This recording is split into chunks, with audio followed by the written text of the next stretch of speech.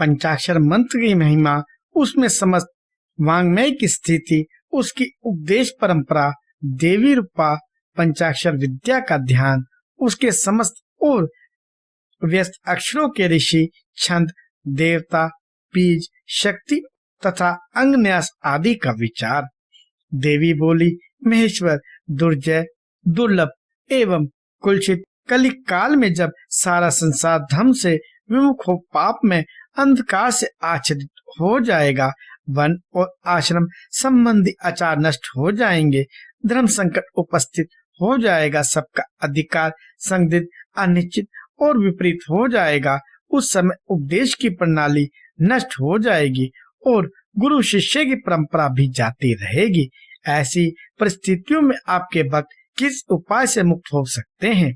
महादेव जी ने कहा, देवी, कली काल के मनुष्य मेरी परम मनोरम पंचाक्षरी विद्या का आश्रय ले भक्ति से भाविचित होकर संसार बंधन से मुक्त हो जाते हैं। जो अकथनीय और अचिंतनीय हैं, उन मानसिक, वाचिक और शारीरिक दोषों से जो दूषित, कृतघ्न, निर्दयी, छली, लोभी और कुटिल चित्त हैं, वे मनुष्य भी यदि मुझ में मन लगाकर मेरी पंचाक्षरी विद्या का जप करेंगे, उसके लिए वह विद्या ही संसार भय से तारने वाली होगी। देवी, मैंने बारंबार प्रतिज्ञा पूर्वक यह बात कही है कि भूतल पर मेरा पतित हुआ भक्त भी इस पंचाक्षरी विद्या के द्वारा बंधन से मुक्त हो जाता है। देवी बोली, यदि मनुष्य पतित होकर सर्वथा कर्म करने के योग्य न रह जाए तो उसके द्वारा किया गया कर्म नरक की ही प्राप्ति कराने वाला होता है। ऐसी दशा में पतित मानव इस विद्या द्वारा कैसे मुक्त हो सकता है? महादेव जी ने कहा, सुंदरी, तुमने यह बहुत ठीक बात पूछी है, अब इसका उत्तर सुनो। पहले मैंने इस विषय को गोपनीय समझकर अब तक प्रकट नहीं किया था। यदि पतित मनुष्य मोहवश अन्य मंत्रों के उच्चारण पूर्वक मेरा पूजन करे तो वह निस्संदेह नरकगामी हो सकता है, किंतु पंचाक्षर मंत्र के लिए ऐसा प्रतिबंध नहीं है। जो केवल जल पीकर या हवा खाकर तप करते हैं तथा दूसरे लोग जो नाना प्रकार के व्रतों द्वारा अपने शरीर को सुखाते हैं, उन्हें इन व्रतों द्वारा मेरे लोक की प्राप्ति नहीं होती, परंतु जो भक्ति पूर्वक पंचाक्षर मंत्र से ही एक बार मेरा पूजन कर लेता है, वह भी इस मंत्र के ही प्रताप से मेरे धाम में पहुंच जाता है। इसलिए तप, यज्ञ, व्रत और नियम पंचाक्षर द्वारा मेरे पूजन की करोड़वीं कला के समान भी नहीं है। कोई बद्ध हो या मुक्त जो पंचाक्षर मंत्र के द्वारा मेरा पूजन करता है, वह अवश्य ही संसार पास से छुटकारा पा लेता है। देवी, ईशान आदि 5 ब्रह्म जिसके अंग हैं, उस षडाक्षर या पंचाक्षर मंत्र के द्वारा जो भक्ति भाव से मेरा पूजन करता है, वह मुक्त हो जाता है। कोई पतित हो या पतित, वह इस पंचाक्षर मंत्र के द्वारा मेरा पूजन करे। मेरा भक्त पंचाक्षर मंत्र का उपदेश गुरु से ले चुका हो या नहीं, वह क्रोध को जीतकर इस मंत्र के द्वारा मेरी पूजा किया करे। जिसने मंत्र की दीक्षा नहीं ली है, उसकी अपेक्षा दीक्षा लेने वाला पुरुष कोटि कोटि गुना अधिक माना गया है। अतः देवी, दीक्षा लेकर ही इस मंत्र से मेरा पूजन करना चाहिए। जो इस मंत्र की दीक्षा लेकर मैत्री, मुदिता, करुणा, उपेक्षा आदि गुणों से युक्त तथा ब्रह्मचार्य प्राण हो, भक्ति भाव से मेरा पूजन करता है, वह मेरी समता प्राप्त कर लेता है। इस विषय में अधिक कहने से क्या लाभ? मेरे पंचाक्षर मंत्र में सभी भक्तों का अधिकार है, इसलिए यह श्रेष्ठ मंत्र है। पंचाक्षर के प्रभाव से ही लोक, वेद, महर्षि, सनातन धर्म, देवता तथा यह संपूर्ण जगत टिके हुए हैं। देवी, प्रलय काल आने पर जब चराचर जगत नष्ट हो जाता है और सारा प्रपंच प्रकृति से मिलकर वहीं लीन हो जाता है, तब मैं अकेला ही स्थिर रहता हूँ, दूसरा कोई कहीं नहीं रहता। उस समय समस्त देवता और शास्त्र पंचाक्षर मंत्र में स्थित होते हैं, अतः मेरी शक्ति से पालित होने के कारण वे नष्ट नहीं होते हैं। तदंतर मुझसे प्रकृति और पुरुष के भेद से युक्त सृष्टि होती है। तत्पश्चात त्रिगुणात्मक मूर्तियों का संहार करने वाले अवंतर प्रलय होता है उस प्रलय काल में भगवान नारायण देव माया में शरीर का आश्रय ले जल के भीतर शेष शैया पर शयन करते हैं। उनके नाभि कमल से पंचमुख ब्रह्मा जी का जन्म होता है। ब्रह्मा जी तीनों लोकों की सृष्टि करना चाहते थे, किंतु कोई सहायक न होने से उसे कर नहीं पाते थे। तब उन्होंने पहले अमित तेजस्वी 10 महर्षियों की सृष्टि की, जो उनके मानस पुत्र कहे गए हैं। उन पुत्रों की सिद्धि बढ़ाने के लिए पितामह ब्रह्मा ने मुझसे कहा, महादेव महेश्वर, मेरे पुत्रों को शक्ति प्रदान कीजिए। उनके इस प्रकार प्रार्थना करने पर 5 मुख धारण करने वाले ब्रह्मा जी के प्रति प्रत्येक मुख से एक एक अक्षर के क्रम से 5 अक्षरों का उपदेश किया। लोक पितामह ब्रह्मा जी ने भी अपने 5 मुखों द्वारा क्रमशः उन 5 अक्षरों को ग्रहण किया और वाच्यावाचक भाव से मुझे महेश्वर को जाना। मंत्र के प्रयोग को जानकर प्रजापति ने विधिवत उसे सिद्ध किया।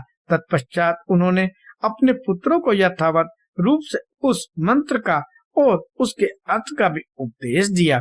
साक्षात लोक पितामह ब्रह्मा से उस मंत्र रत्न को पाकर मेरी आराधना की इच्छा रखने वाले उन मुनियों ने उनकी बताई हुई पद्धति से उस मंत्र का जप करते हुए मेरु के रमणीय शिखर पर मुनवान पर्वत के निकट एक सहस्र दिव्य वर्षों तक तीव्र तपस्या की। वे लोग सृष्टि के लिए अत्यंत उत्सुक थे, इसलिए वायु पीकर कठोर तपस्या में लग गए। जहाँ उनकी तपस्या चल रही थी, वहाँ श्रीमान मुनवान पर्वत सदा ही मुझे प्रिय है और मेरे भक्तों ने निरंतर उसकी रक्षा की है। उन ऋषियों की भक्ति देखकर मैंने तत्काल उन्हें प्रत्यक्ष दर्शन दिया और उन आर्य ऋषियों को पंचाक्षर मंत्र के ऋषि, छंद, देवता, बीज, शक्ति, कीलक, षड्न्यास, दिग्बंध और विनियोग, इन सब बातों का पूर्ण रूप से ज्ञान कराया। संसार की सृष्टि बड़े इसके लिए मैंने उन्हें मंत्र की सारी विधियां बताई। तब वे उस मंत्र के महात्म से तपस्या में बहुत बढ़ गए और देवताओं, असुरों तथा मनुष्यों की सृष्टि का भली भांति विस्तार करने लगे। अब इस उत्तम विद्या पंचाक्षरी के स्वरूप का वर्णन किया जाता है। आदि में नवा पद का प्रयोग करना चाहिए, उसके बाद शिवाय पद का। यही है पंचाक्षरी विद्या है, जो समस्त श्रुतियों का सिरमौर है तथा संपूर्ण शब्द समुदाय की सनातन बीज रूपनी है। यह विद्या पहले मेरे मुख से निकली, इसलिए मेरे ही स्वरूप का प्रतिपादन करने वाली है। इसका एक देवी के रूप में ध्यान करना चाहिए। इस देवी की अंग कांति तपाए हुए सुवर्ण के समान है। इसके पीन पयोधर ऊपर को उठे हुए हैं। यह 4 भुजाओं और 3 नेत्रों से सुशोभित है। इसके मस्तक पर बाल चंद्रमा का मुकुट है। 2 हाथों में पद और उत्पल है। अन्य 2 हाथों में व्रत और अभय की मुद्रा है। मुखाकृति सौम्य है। यह समस्त शुभ लक्षणों से संपन्न तथा संपूर्ण आभूषणों से विभूषित है। श्वेत कमल के आसन पर विराजमान है। इसके काले काले घुंघराले केश बड़ी शोभा पा रहे हैं। इसके अंगों में 5 प्रकार के वर्ण हैं, जिनकी राशियां प्रकाशित हो रही हैं। वे वर्ण है पीत, कृष्ण, धूम्र, स्वर्णिम तथा रक्त। इन वर्णों का यदि पृथक पृथक प्रयोग हो तो इन्हें बिंदु और नाद से विभूषित करना चाहिए। बिंदु की आकृति अर्धचंद्र के समान है और नाद की आकृति दीप शिखा के समान। सुमुखी यूं तो इस मंत्र के सभी अक्षर बीज रूप हैं, तथापि उनमें दूसरे अक्षर को इस मंत्र का बीज समझना चाहिए। दीर्घ स्वर पूर्वक जो चौथा वर्ण है उसे कीलक और 5वें वर्ण को शक्ति समझना चाहिए। इस मंत्र के वामदेव ऋषि हैं और पंक्ति छंद है। वनान्य मैं शिव ही इस मंत्र का देवता हूँ। वरारोहे, गौतम, अत्रि, विश्वामित्र, अंगिरा और भारद्वाज ये नकारादि वर्णों के क्रमशः ऋषि माने गए हैं। गायत्री, अनुष्ट, त्रिष्टुप, यृति और विराट ये क्रमशः 5 अक्षर के छंद हैं। इंद्र, रुद्र, विष्णु, ब्रह्मा और स्कंद ये क्रमशः उन अक्षरों के देवता हैं। वनान्य मेरे पूर्व आदि 4 दिशाओं के तथा ऊपर के 5 मुख इन नकारादि अक्षरों के क्रमशः स्थान है। पंचाक्षर मंत्र का पहला अक्षर उदात्त है, दूसरा और चौथा भी उदात्त ही है, 5वां स्वरित है और तीसरा अक्षर अनुदात माना गया है। इस पंचाक्षर मंत्र के मूल विद्या शिव, शैव, सूत तथा पंचाक्षर नाम जाने। शैव से संबंधी बीज प्रणव मेरा विशाल हृदय है। नकार से कहा गया है, मकार शिखा, शी कवच है, व नेत्र है और यकार अस्त्र है। इन वर्णों के अंत में अंगों के चतुरांत रूप के 7 क्रमशः नमः, स्वाहा, वशट, हुम, वोष्ट और फट जोड़ने से अंगन्यास होता है। देवी थोड़े से भेद के साथ यह तुम्हारा भी मूल मंत्र है। उस पंचाक्षर मंत्र में जो 5वां वर्ण यह है, उसे 12वें स्वर से विभूषित किया जाता है। अतः नमः शिवाय के स्थान में नमः शिवाय कहने से यह देवी का मूल मंत्र हो जाता है। अतः साधक को चाहिए कि वह इस मंत्र से मन, वाणी और शरीर के भेद से हम दोनों का पूजन, जप और होम आदि करे। मन आदि के भेद से यह पूजन 3 प्रकार का होता है, मानसिक, वाचिक और शारीरिक। देवी जिसकी जैसी समझ हो, जिसे जितना समय मिल सके, जिसकी जैसी बुद्धि, शक्ति, संपत्ति, उत्साह एवं योग्यता और प्रीति हो, उसके अनुसार वह शास्त्र विधि से जब कभी, जहाँ कहीं अथवा जिस किसी भी साधन द्वारा मेरी पूजा कर सकता है। उसकी की हुई वह पूजा उसे अवश्य मोक्ष की प्राप्ति करा देती है। सुंदरी, मुझ में मन लगाकर जो कुछ कम या व्यतिक्रम से किया गया हो, वह कल्याणकारी तथा मुझे प्रिय होता है। तथापि जो मेरे भक्त है और कर्म करने से अत्यंत विवश, आस्वत नहीं हो गए हैं, उनके लिए सब शास्त्रों में मैंने ही नियम बनाया है। उस नियम का उन्हें पालन करना चाहिए।